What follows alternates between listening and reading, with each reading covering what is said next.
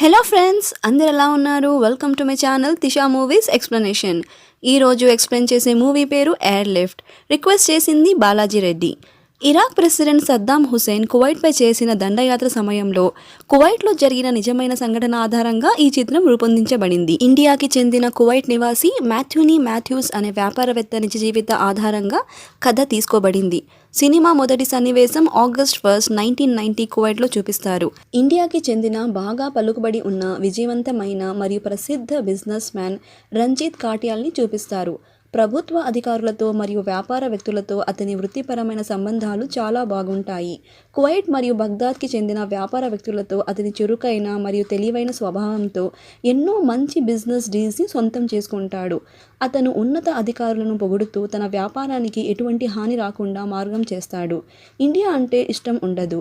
Kuwait దేశాన్ని తన దేశంగా భావిస్తాడు. కారులో వెళ్ళేటప్పుడు కూడా తన ఇండియన్ డ్రైవర్కి కువైట్ మ్యూజిక్ని ప్లే చేయమని చెప్తాడు. తనను భారతీయుడిగా కాకుండా కువైతీ అని పిలవడానికి ఇష్టపడతాడు. భార్య పేరు అమృత, కూతురు పేరు సిమ్రన్. భార్య పిల్లలతో చాలా ప్రేమగా ఆప్యాయతగా ఉంటాడు. ఒక పెద్ద డీల్ ఓకే అయిన తరువాత తన భార్యని పార్టీకి తీసుకుని వెళ్తాడు. తన కలలను సాధించడానికి ఏ మేరకు అయినా వెళ్ళగలడు. అతనికి లాభం అనేది మొట్టమొదటి ప్రాధాన్యత. కువైట్ సరిహద్దు సమీపంలో లేబర్స్ నివసించే స్థలంలో ఇరాక్ సైన్యం ట్యాంక్స్ మరియు రాకెట్ల ద్వారా పేలుళ్లు చేస్తారు. రంజిత్కు రాత్రి 3:30కి స్నేహితుడి నుండి కాల్ వస్తుంది. కువైట్ మరియు ఇరాక్ మధ్య చర్చలు కుప్పకూలిపోయాయని మరియు కువైట్పై దండయాత్ర చేయమని సద్దాం హుసేన్ ఇరాక్ను ఆదేశించాడని. ఇరాన్తో యుద్ధం కారణంగా ఇరాక్ కువైట్కి $14 బిలియన్ భారీగా రుణపడి ఉంది. ఆ రుణాన్ని మాఫీ చేయమని సద్దాం కువైట్ని కోరుతాడు మరియు పెట్రోల్ ఉత్పత్తిని తక్కువ చేయమని, తద్వారా అంతర్జాతీయ మార్కెట్లో పెట్రోల్ ధరలు పెరుగుతుంది. దానివల్ల ఇరాక్కి ఎక్కువ లాభం పొందవచ్చు. కానీ దాన్ని కువైట్ తిరస్కరిస్తుంది. ఇరాక్ నుండి పెట్రోల్ని కువైట్ దొంగిలిస్తున్నారని సద్దాం నిందించాడు. కానీ కువైట్ దాన్ని అంగీకరించదు. అందుకు సద్దాం ప్రతీకారం తీర్చుకోవాలని కువైట్ దేశాన్ని నాశనం చేయడానికి తన సైన్యాన్ని పంపిస్తాడు. ఈ ఉద్రిక్త పరిస్థితికి భయపడి తన భార్యని, పాపని తీసుకొని లండన్కి వెళ్ళమని చెబుతాడు. కొన్ని రోజుల తర్వాత పరిస్థితులు అదుపులో ఉన్నప్పుడు తిరిగి రావచ్చు అని చెబుతాడు. జరుగుతున్న యుద్ధం పరిస్థితి గురించి మాట్లాడడానికి కువైట్ ప్రభుత్వ అధికారులకు ఫోన్ చేస్తాడు. కానీ వారందరూ కువైట్ నుండి ఎప్పుడో పారిపోయారని తెలుసుకొని షాక్ అవుతాడు. అతను మరియు అతని కుటుంబం వెంటనే కువైట్ నుండి బయలుదేరే ఏర్పాట్లు చేయడానికి తన డ్రైవర్తో కలిసి ఇండియన్ ఎంబసీకి బయలుదేరుతాడు. అతని కారుని కోపంతో రగిలిపోతున్న ఇరాక్ యువ ఆర్మీ ఆపేస్తారు. ఈ యుద్ధం రంజిత్ లాంటి ఎన్నో కువైతీ గుర్తింపులను పూర్తిగా మార్చేస్తుంది. రంజిత్ చాలా తెలివిగల వ్యక్తి కాబట్టి అరబిక్ భాషలో మాట్లాడకూడదని నిర్ణయించుకుంటాడు. ఆర్మీ అతనిని చంపడానికి ప్రయత్నిస్తున్నప్పుడు నేను ఇండియన్ అని చెబుతాడు. కానీ అతని డ్రైవర్ రంజిత్ని కాపాడాలని అరబిక్ భాషలో రిక్వెస్ట్ చేస్తాడు. ఆ అరబిక్ భాష విని కోపంతో ఆర్మీ అతన్ని కాల్చి చంపేస్తారు. తన డ్రైవర్ బాడీని చూసి రంజిత్ షాక్ అవుతాడు. ఇదంతా మిలిటరీ జనరల్ కారులో నుంచి చూస్తాడు. బలవంతంగా కారులో రంజిత్ని కువైట్ ఎమీర్ ప్యాలెస్కి తీసుకువెళ్తారు. ఇప్పుడు దాన్ని ఇరాక్ మిలిటరీ జనరల్ ఖలాఫ్ ఆక్రమించాడు.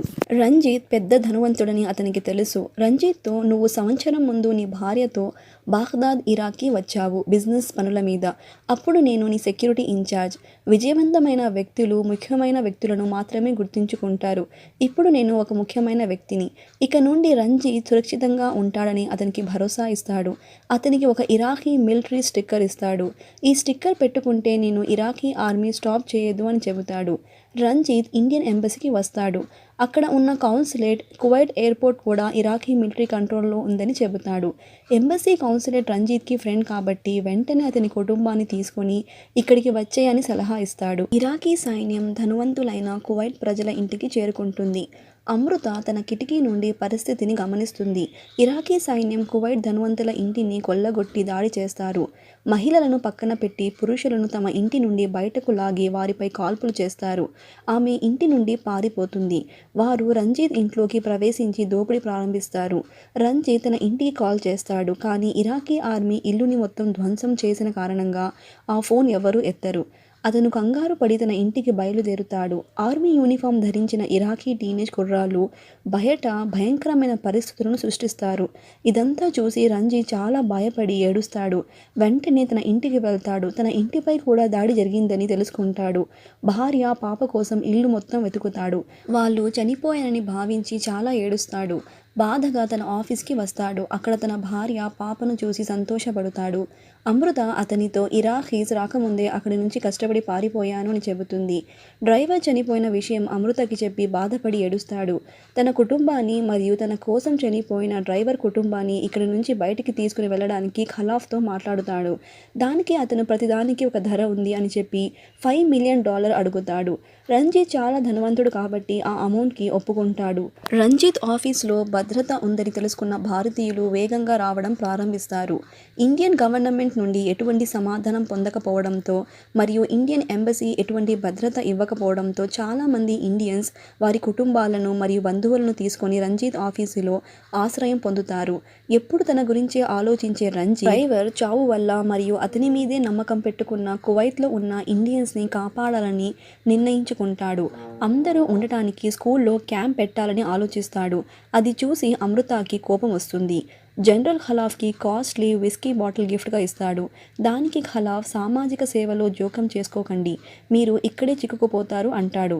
కానీ రంజిత్ ఇండియన్స్ నివసించడానికి ఒక క్యాంప్ కోసం పర్మిషన్ తీసుకుంటాడు. భారతీయులందరినీ తన ఆఫీస్ నుండి క్యాంప్కి పంపుతాడు. ఈ రద్దీ క్యాంప్లో నేను నివసించలేను. మిలిటరీ జనరల్ మమ్మల్ని చూసుకుంటాడని వాగ్దానం చేశాడు కదా, నేను మన ఇంటికి వెళ్తాను అని అమృత చెబుతుంది. అతను తన స్నేహితులను సహాయం చేయమని అడుగుతాడు. ముందు అందరూ అతన్ని చూసి నవ్వుతారు. కానీ అతని నిజమైన ఉద్దేశాలను తెలుసుకొని అతనికి సంతోషంగా సహాయం చేయడానికి ఒప్పుకుంటారు. అతని ఫ్రెండ్కి ఉన్న సొంత సూపర్ మార్కెట్లో ఉన్న అన్ని ప్రొవిజన్స్ని ఉపయోగించుకోమని చెబుతాడు.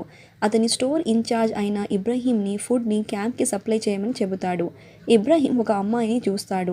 అతను ఆమెకు సహాయం చేయడానికి ప్రయత్నిస్తాడు. కానీ ఆమె అతన్ని అరబిక్ భాషలో అరుస్తుంది. అది విని ఆ అమ్మాయి ఇండియన్ కాదు, కువైతీ అని తెలుసుకుంటాడు. కానీ దీని గురించి ఎవరికి చెప్పడు. ఎందుకంటే ఆమె గురించి నిజం తెలిస్తే క్యాంప్లో ఉన్న ఇండియన్స్ ఆమెని బయటికి తరిమేస్తారు మరియు ఇరాకీ ఆమెను చంపేస్తారు. ప్రమాదకరమైన మరియు భయంకరమైన వార్ మధ్యలో కువైట్లో ఉన్న ఎన్నో ఇండియన్స్ రంజిత్ క్యాంప్ గురించి తెలుసుకొని అక్కడికి చేరుకుంటారు. రంజిత్ తన ఫ్రెండ్స్తో కలిసి ఇండియన్ ఎంబసీకి వెళ్తాడు. భారత ప్రభుత్వ చర్య గురించి తెలుసుకోవాలని, కానీ ఆఫీస్ ఖాళీ చేసినట్లు తెలుసుకుంటాడు. రంజిత్ న్యూఢిల్లీలో ఉన్న ఇండియన్ ఎక్స్టర్నల్ అఫైర్స్ మినిస్ట్రీకి ఫోన్ చేస్తాడు. ఎలాగైనా భారతీయులను ఇరాక్ యుద్ధం నుండి బయటపడటానికి సహాయం కోసం. రంజిత్ జాయింట్ సెక్రటరీ అయిన సంజీవ్ కోహ్లీతో మాకు వెంటనే అత్యవసరంగా సహాయం కావాలి అని రిక్వెస్ట్ చేస్తాడు. దానికి కోహ్లీ గల్ఫ్ డిపార్ట్మెంట్కి తెలియజేస్తాను అని చెబుతాడు. అమృతకి రంజిత్ మీద చాలా కోపం వస్తుంది. ఎందుకు భారతీయులను సహాయం చేయడానికి నీ శక్తిని మరియు సమయాన్ని వృధా చేస్తున్నావు అని. ఈ పాటికే మనము కువైట్ వదిలేసి వెళ్ళిపోయి ఉంటాం. అలా ఇద్దరు మాట్లాడుతుండగా హఠాత్తుగా ఇరాకీ మిలిటరీ క్యాంప్ మీద దాడి చేస్తుంది. ఇండియన్స్ని బెదిరిస్తారు, ఫుడ్ మరియు నగలు దోచుకుంటారు. దీని గురించి చర్చించడానికి రంజిత్ జనరల్ ఖలాఫ్ దగ్గరికి వెళ్తాడు. దానికి ఖలాఫ్, మమ్మల్ని ఇరాక్ నుండి ఇక్కడికి పంపారు, కానీ మా అవసరాలను మర్చిపోయారు. Iraq president Saddam Hussein Indians Kuwait విడిచి వెళ్ళొచ్చు అని చెప్పారు. నేను చెప్పడం మర్చిపోయాను అని చెబుతాడు. ఇరాక్ ఆర్మీ వారిని ఆపరు. రంజిత్ కోహ్లీకి ఫోన్ చేసి చాలామంది ఇండియన్స్ యుద్ధం మరియు పేలుళ్లు కారణంగా తమ పాస్పోర్ట్లను తమ ఏజెంట్స్ నుంచి తీసుకోవడం మర్చిపోయారు. ఎక్కడికి వెళ్లాలో మాకు తెలియటం లేదు అని చెబుతాడు. దానికి కోహ్లీ, రంజిత్కి మీరు జార్డన్కి వెళ్ళొచ్చు మరియు తెలిసిన ఇరాక్ గవర్నమెంట్ అఫీషియల్ని కలవమని సలహా ఇస్తాడు. అమృత ఇప్పుడు సేఫ్ కాదని రంజిత్కి ఎంత చెప్పినా అతను వినడు. ఈ ప్రమాదకరమైన పరిస్థితిలో Ranjit Iraq foreign minister Tariq అజీజ్ను కలవడానికి కువైట్ నుండి ఇరాక్ రాజధాని బాగ్దాద్కు వెళ్తాడు. రంజిత్ మినిస్టర్తో, మేము ఒక విదేశీ దేశంలో యుద్ధ ప్రాంతంలో చిక్కుకున్నాము అని చెబుతాడు. మినిస్టర్ రంజిత్తో, గతంలో ఇండియా ఇరాక్తో మంచి సంబంధాన్ని పంచుకొనింది, భారతీయులతో మాకు ఎటువంటి సమస్య లేదని తెలియజేస్తాడు. టిప్పు సుల్తాన్ అనే షిప్ ఆహారం మరియు వైద్య సరఫరాతో ఇరాక్కి వస్తుంది. ఇండియన్స్ ఆ షిప్లో ప్రయాణించి ఇండియాకి వెళ్ళొచ్చు అని చెబుతాడు. అది విని రంజిత్ చాలా ఆనందిస్తాడు. ఈ సీన్ చూసినప్పుడు మంచి ఫీలింగ్ కలిగింది. ఇదే అండి మన ఇండియా గొప్పతనం. ఇండియా ఎవరి జోలికి వెళ్ళదు. పాకిస్తాన్ లాంటి పనికిమాలిన దేశాలే మన మీద దాడికి వస్తాయి. క్యాంప్ సభ్యుల అందరితో శుభవార్తను పంచుకుంటాడు. ప్రతి ఒక్కరూ సంతోషంగా సర్దుకొని బయలుదేరడానికి సిద్ధంగా ఉంటారు.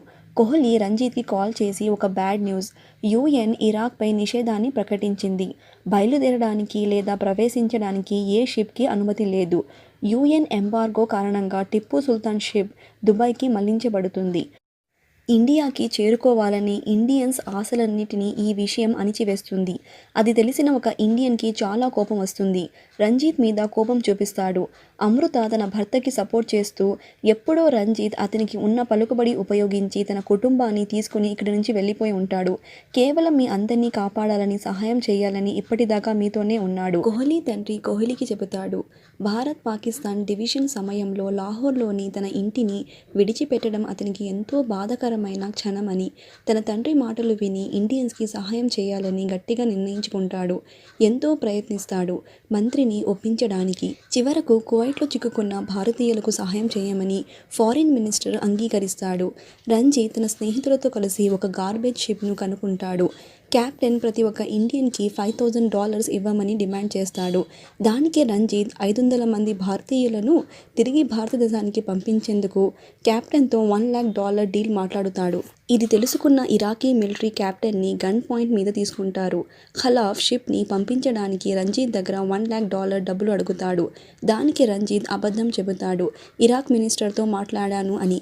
అది విని ఖలాఫ్ మిలిటరీని అక్కడి నుంచి వెళ్ళిపోమని ఆర్డర్ ఇస్తాడు. కెప్టెన్ 500 ఇండియన్స్ని తీసుకొని ఇండియాకి వెళ్ళిపోతాడు. అమృత రంజిత్తో, ఒకవేళ ఖలాఫ్ నువ్వు చెప్పిన దాని గురించి క్రాస్ చెకింగ్ చేస్తే. అది విని రంజిత్ కోహ్లీకి ఫోన్ చేసి, కువైట్లో ఉండడం ఇప్పుడు సురక్షితం కాదు, మేము రోడ్డు మార్గం ద్వారా జార్డన్కి వెళ్తున్నాము. దానికి కోహ్లీ, భారతీయులను జార్డన్ దేశంలో అనుమతించడానికి ఇంకా మేము జార్డన్ ఫారిన్ మినిస్ట్రీతో చర్చలు జరుపుతున్నాము. దానికి రంజిత్, మేము జార్డన్ సరిహద్దులోకి చేరుకోవడానికి ముందే దయచేసి అన్ని ప్రయత్నాలు చేయమని కోహ్లీని రిక్వెస్ట్ చేశాడు. ఎందుకంటే జార్డన్ గవర్నమెంట్ తద్వారా భారతీయులను అలో చేయగలరు. రంజిత్ తన ఫ్రెండ్స్తో మాట్లాడుతాడు. ఒక పథకాన్ని సిద్ధం చేస్తాడు. ఇరాకీ మిలిటరీకి తెలియకుండా తెలివిగా 1,70,000 ఇండియన్స్ని బస్సులో తీసుకొని రాత్రిపూట ఇరాక్ నుండి జార్డన్కి బయలుదేరుతాడు. Indian foreign ministry members commercial పైలట్స్ని ఇండియన్స్ని ఎయిర్ లిఫ్ట్ చేయమని అడుగుతారు. దానికి పైలట్లు నిరాకరిస్తారు. మేము విమానాలను యుద్ధ ప్రాంతంలో ఎగరడానికి మేము ఇండియన్ ఎయిర్ ఫోర్స్ కాదు, కావాలంటే మీరే ఎయిర్ లిఫ్ట్ చేయండి. అప్పుడే కోహ్లీ, మీ ప్రాణాలను పణంగా పెట్టమని ఎవరు మిమ్మల్ని బలవంతం చేయడం లేదు. అక్కడ ఉన్న వాళ్ళ తప్పు ఏమిటంటే వాళ్ళు మీ బంధువులు కాదు, కేవలం భారతీయులు. అది విని పైలట్స్లు సహాయం చేయడానికి ఒప్పుకుంటారు. రంజిత్ని అనుకోకుండా ఇరాకీ టీనేజ్ మిలిటరీ ఆపుతుంది. కార్లో ఒక కువైతీ అమ్మాయి ఉందని తెలుసుకుని ఆ అమ్మాయిని రేప్ చేయబోతారు. రంజిత్ వాళ్ళకి అడ్డంగా వస్తాడు. ఆ అమ్మాయిని రక్షించడానికి వారితో పోరాడుతాడు. కానీ వాళ్ళు అతన్ని కొడతారు, చంపబోతారు. అది చూసిన ఇండియన్స్ ఇరాకీస్ మీద దాడికి వస్తారు. అంతమందిని చూసి ఇరాకీస్ భయపడి వెనక్కి తగ్గుతారు. అందరూ కలిసి చాలా కష్టపడి జార్డన్ బార్డర్ చేరుకుంటారు. కానీ అక్కడ ఇండియన్ ఫ్లాగ్ కనిపించకపోయేసరికి ఆందోళన చెందుతారు. అంటే జార్డన్ ఇప్పటికీ ఇండియన్ ఫారిన్ అఫైర్స్తో ఏకీభవించలేదు. రంజిత్ జార్డన్ ఆఫీస్ లోపల వెళ్ళి ఇండియన్ హెల్ప్ డెస్క్లో మాట్లాడుతాడు. దానికి అతను, ఇంకా మా దగ్గర ఎలాంటి ఇన్ఫర్మేషన్ లేదు అని చెబుతాడు. నిరాశగా బయటికి వస్తాడు. అప్పుడే ఇండియన్ ఫ్లాగ్ వేగంగా ఎగరడం చూస్తాడు. అందరూ ఇండియన్ ఫ్లాగ్ చూసి చాలా సంతోషపడతారు. అంటే జార్డన్ భారతీయులందరికీ తాత్కాలిక పాస్పోర్ట్ సిద్ధం చేయడానికి మరియు భారతీయ విమానాల ద్వారా ఇండియన్స్ని జార్డన్ నుంచి ఇండియాకు పంపించడానికి భారత ప్రభుత్వంతో అంగీకరించింది. జార్డన్ గవర్నమెంట్ అఫీషియల్స్ ఇండియన్స్కి పాస్పోర్ట్ ఇష్యూ చేయడం ప్రారంభిస్తారు. ఇండియన్ అనుకుని కువైతీ అమ్మాయి పేరు అడుగుతారు. ఆమె ఏమి చెప్పాలో తెలియక కంగారు పడుతున్నప్పుడు ఇబ్రహీం ముందుకు అడుగు వేసి ఆమె తన భార్య అని తెలియజేస్తాడు. అది విని ఆమె సంతోషపడుతుంది. మొదటి ఎయిర్ ఇండియా ఫ్లైట్ జార్డన్లో ల్యాండ్ అవుతుంది. అది చూసి అందరూ చాలా ఆనందపడతారు. ఇండియన్ పైలట్స్ని చూసి ప్రతి ఒక్కరూ వారి ధైర్యానికి మెచ్చుకుంటారు. ఒంటరిగా ఉన్న భారతీయులను తిరిగి భారతదేశానికి తీసుకురావడానికి కోహ్లీ చేసిన కృషికి సీనియర్ ఆఫీసర్ ప్రశంసిస్తారు. జార్డన్ నుండి ఇండియాకు మొదటి విమానం బయలుదేరుతుంది. ఇండియన్ ఎయిర్లైన్స్ మరియు ఎయిర్ ఇండియా విమానాలను ఎక్కేటప్పుడు భారతీయులు రంజిత్కు సెల్యూట్ చేస్తారు. ఇండియా ఫ్లాగ్ని చూసి రంజిత్ భారతీయుల పట్ల ఇప్పటి వరకు తన వైఖరి భావన పట్ల బాధపడతాడు. ఇండియన్ ఎయిర్లైన్స్ మరియు ఎయిర్ ఇండియా మరియు ఇండియన్ ఎయిర్ ఫోర్స్ సహాయంతో 448 విమానాల ద్వారా 1,70,000 మంది భారతీయులు ప్రయాణిస్తారు. రంజిత్ లాస్ట్ ఫ్లైట్లో ప్రయాణిస్తాడు. ఈ రెస్క్యూ ఆపరేషన్ ఫలితంగా భారతదేశం సివిల్ ఎయిర్లైన్స్ చేత ప్రజలను ఖాళీ చేయబడిన మొదటి దేశంగా గిన్నిస్ రికార్డులోకి ప్రవేశించింది. ఇదే ఫ్రెండ్స్ ఎయిర్ లిఫ్ట్ పూర్తి సినిమా కథ. ఫ్రెండ్స్, ఈ మూవీని మన తెలుగు భాషలో తీస్తే ఎవరు లీడ్ రోల్స్కి బాగా సూట్ అవుతారో కమెంట్ చేసి చెప్పండి. నాకైతే మహేష్ బాబు గారు బాగా సూట్ అవుతారు. ఈ వీడియో మీకు నచ్చినట్లయితే ప్లీజ్ లైక్ చేయండి, సబ్స్క్రైబ్ చేయండి. పక్కన ఉన్న బెల్ ఐకాన్ని ప్రెస్ చేస్తే కొత్త వీడియోస్ నోటిఫికేషన్ మీకు వస్తుంది. Bye bye.